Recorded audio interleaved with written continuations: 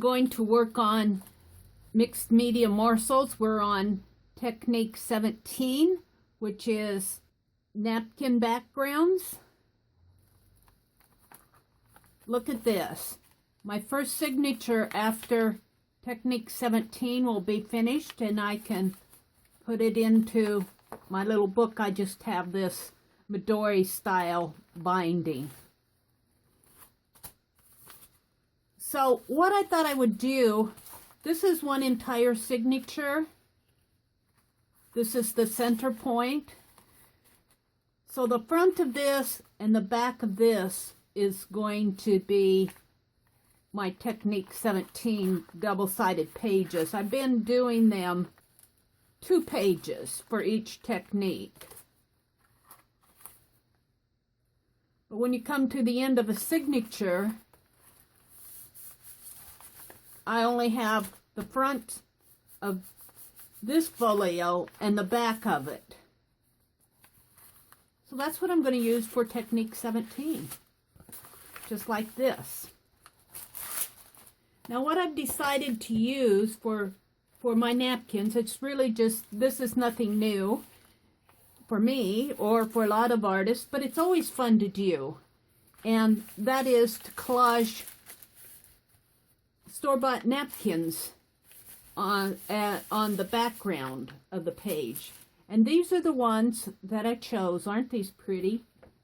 These are peacocks, white peacocks. Very pretty.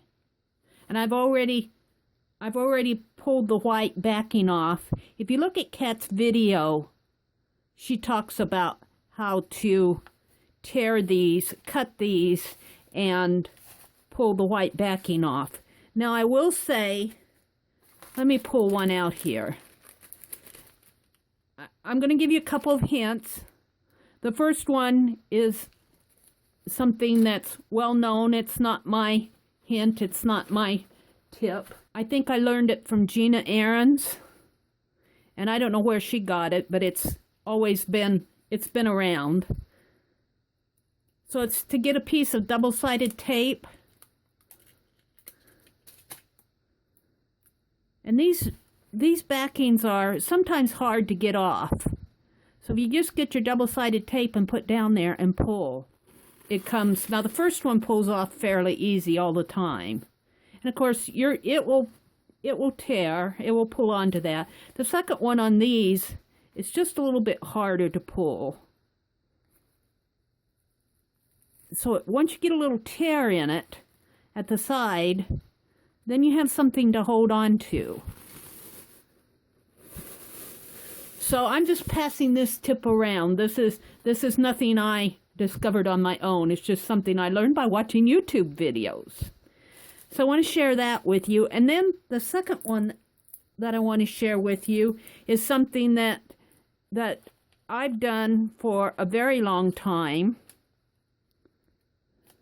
And that's how to cut these rather than trying to sit and cut across the entire napkin, is to fold your napkin, and it really depends on what you want.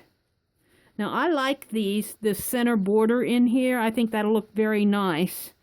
So I'm going to try to cut my napkin down the center here, but if you fold it and fold it, now you can either tear here, and I do a lot of times tear, or you can cut.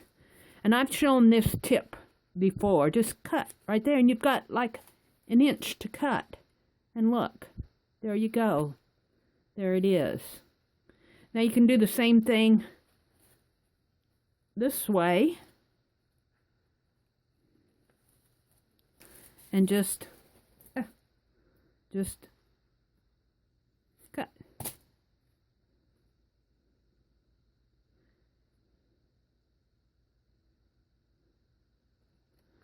So, I really like these.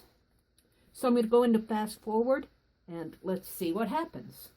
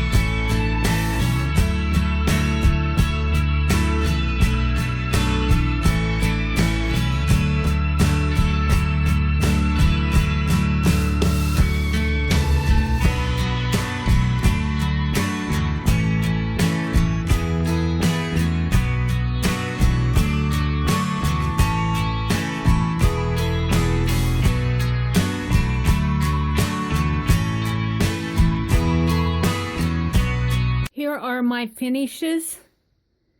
It's very wet. I did not like just the gold on there. This will be the front side, and this will be the back side. Over here will be the back side on the left-hand side. I outlined the letters with black Sharpie, and then I went over it again with white. Here I just went over it with white, but I did not outline with Sharpie. And then I did white and black dot border around both of them. This is very wet. It's very thick paint because I have white, black, gold, and white again with my lettering. So I am just beginning to learn how to write with these fine liners, and this is just my handwriting, and since it's an art journal, I really don't mind. I'm happy with the borders. I'm happy with the napkin, the peacocks in the background. I'm happy with all that, and I'm happy with my little technique card, which will probably go on the back.